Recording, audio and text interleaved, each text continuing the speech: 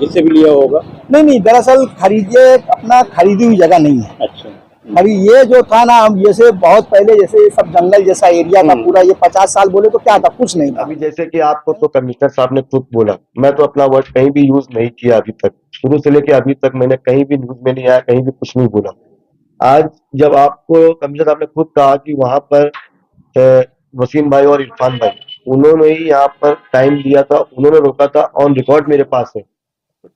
इस अभियान का अंजाम क्या होगा ये उन नेताओं को भी पता है जो ये अभियान चलवा रहे हैं, और जो आगे रहकर चल रहे हैं उनको भी पता है कि इसका क्या होने वाला है, और पत्रकारों को भी पता है कि इस तरह के अभियानों में आमतौर से कमज़ोर लोगों के साथ होता क्या है।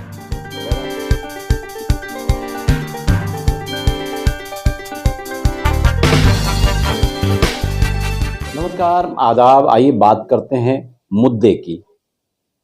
कल 4 जुलाई 2024 है। 25 जून को भिवंडी शहर के प्रभाग 4 के पास ही एक अनधिकृत बांधकाम तोड़ा गया। अनधिकृत इसलिए मैंने कहा है कि जो लोग वहाँ रहते थे वो खुद भी मानते हैं कि इस जगह का हमारे पास कोई पेपर नहीं है, घर पट्टी है, पावर बिल है, तो नियम के हिसाब से देखा जाए तो ये अधिकृत नहीं हुआ, अनधिकृत हुआ।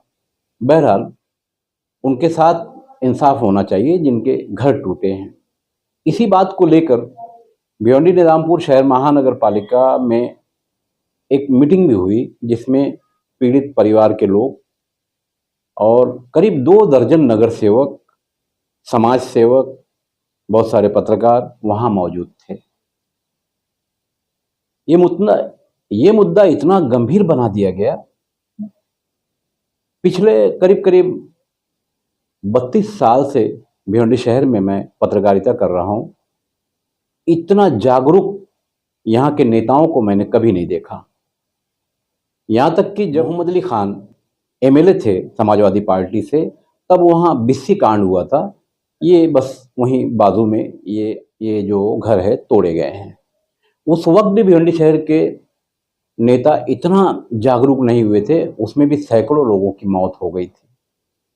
इस तरह की और भी घटनाएं भिवंडी शहर में हुई है। बरसात के मौसम में बिल्डिंग गिर गई या वैसे आम दिनों में गिर गई, लोग भी मरे। मगर इतना जागरूक इन 32 सालों के पीरियड में पहली बार मैंने भिवंडी शहर के नेताओं को देखा है, समाज सेवकों को देखा है, इन लोगों को इंसाफ दिलाने के लिए। बहरहाल इंसाफ मिलना चाहिए। इसी कड़ी में 4 जुलाई 2024 को सवेरे 11 बजे महानगर पालिका आयुक्त अजय विलास वैद्य जी ने जो समय दिया है दोबारा नापने के लिए उस जगह को, और फिर फैसला हो जाएगा।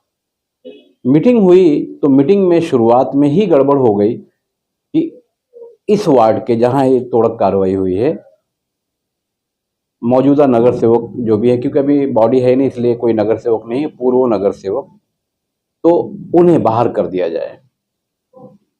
हालांकि नगर सेवकों ने भी इस बात का विरोध किया और खुद महानगर पालिका आयुक्त ने भी विरोध किया कि ये गलत है, ये महानगर पालिका की इमारत है, यहाँ कौन आएगा कौन नहीं आएगा इसका फैसला कोई भी नहीं करेगा, मैं यहाँ मौजूद हूँ। बहरहाल आइए सुनते हैं इसी वार्ड से इरफान हदीस अंसारी, इनकी माता श्री नगर सेविका हैं, पूरा कारभार ये देखते हैं। आज उन्होंने पत्रकारों से बात की और उन्होंने इस संबंध में क्या कहा, इनकी बातों को महानगर पालिका आयुक्त ने भी बताया मीटिंग में कि इन्होंने क्या क्या किया इस बांधकाम को रोकने के लिए, तोड़क कार्रवाई ना होने पाए इसलिए। साथ ही वसीम अंसारी साहब मौजूद हैं, उन्हें मैं खान फखर आलम।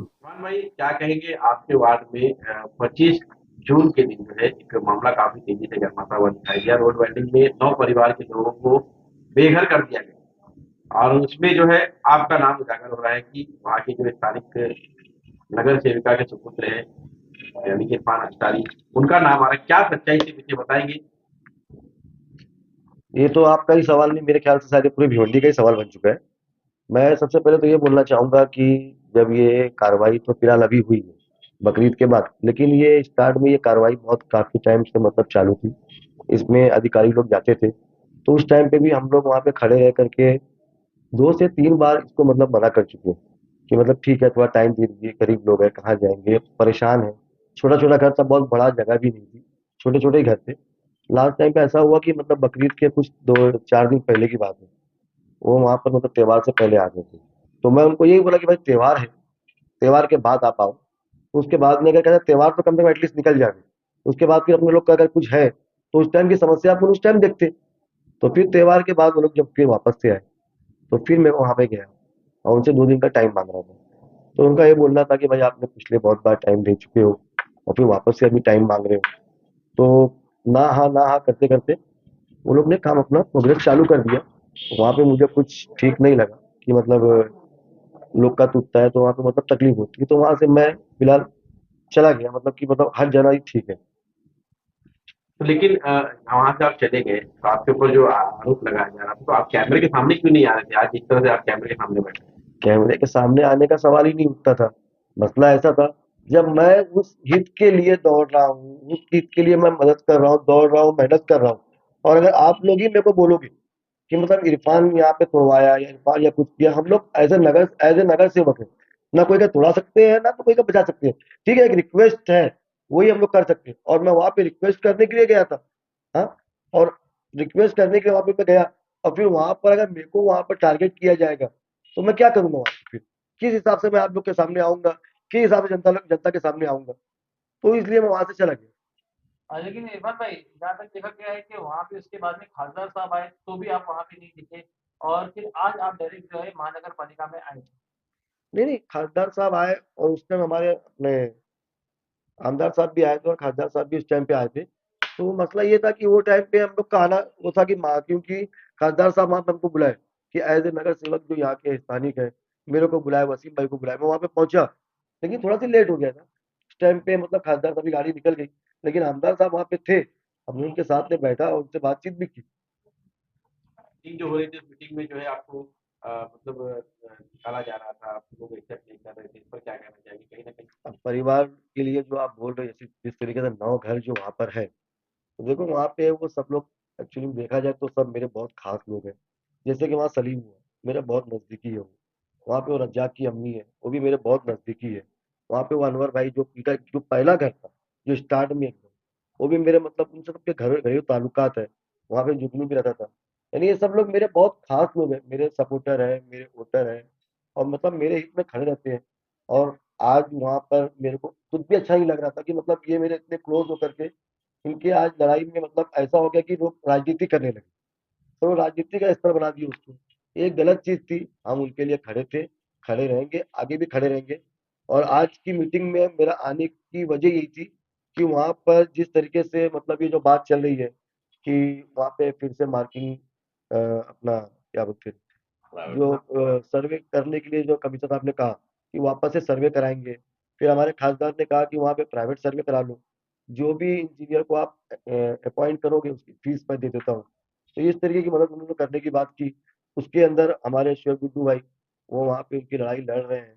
अहमद भाई, अपना वहाँ पे लड़ाई लड़ रहे हैं, इमरान भाई, ये सब उनकी लड़ाई लड़ रहे हैं। तो कमिश्नर साहब से हम लोग की बात हुई कि वहाँ पे मतलब एक एक्वायर जगह है, वो अपना वसीम भाई और मैं उनसे बात किए थे। तो वहाँ एक फखरुल मस्जिद है, उसके बाजू में एक कंपाउंड है, जो एक गार्डन का एक्वायर किया हुआ है।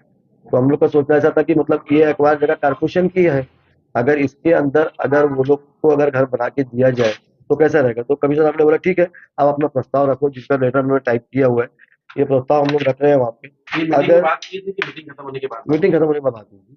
अगर ये चीज का अगर उनको अगर ये सैंक्शन मिलता है तो मैं वहाँ खड़े रह के पूरी मदद करूंगा कमिश्नर उनका। ने ऐसा बोला। हाँ, अगर अगर कमीडियक सैंक्शन होता है तो अगर मैं वहाँ पर के अगर पूरी हम लोग मदद करेंगे, उनको रहने का घर बनाने की हम लोग पूरी सहायता करने की पूरी कोशिश अच्छा करेंगे। इरफान भाई, आपने कहा कि आप जो है वहाँ पे खड़े थे, पहले जब तुड़वाने के लिए गया था तो आपने वहाँ पे मना किया और उसके बाद में भी आप गए थे, यहाँ तक की खबर आई कि आप डीसीपी पे भी चढ़ गए थे।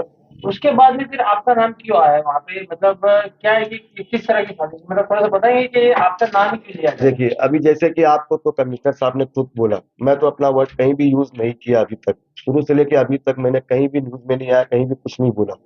आज जब आपको कमिश्नर साहब ने खुद कहा कि वहां पर वसीम भाई और इरफान भाई उन्होंने ही यहाँ पर टाइम लिया था, उन्होंने रोका था, ऑन रिकॉर्ड मेरे पास है। तो ठीक है, ये तो आप लोग तो सुने ही हो, मैं शुरू से कर रहा हूँ, अभी भी कर रहा हूँ और आगे भी करते रहूंगा इनके लिए। ये कैसा एक राजनीति हो रही है और वो सबको समझ में आएगी और आ भी रही होगी और लोग समझ भी चुके हैं किस तरीके की राजनीति हो रही है। उससे मेरा कोई फर्क नहीं पड़ता, राजनीति अपनी जगह है। मेरा बोलना तो सिर्फ ये है कि इन मजदूर लोग के साथ ना खेले, इनको उनका हक दिलाने के लिए जिस तरीके से आज गए थे उस तरीके से जाए।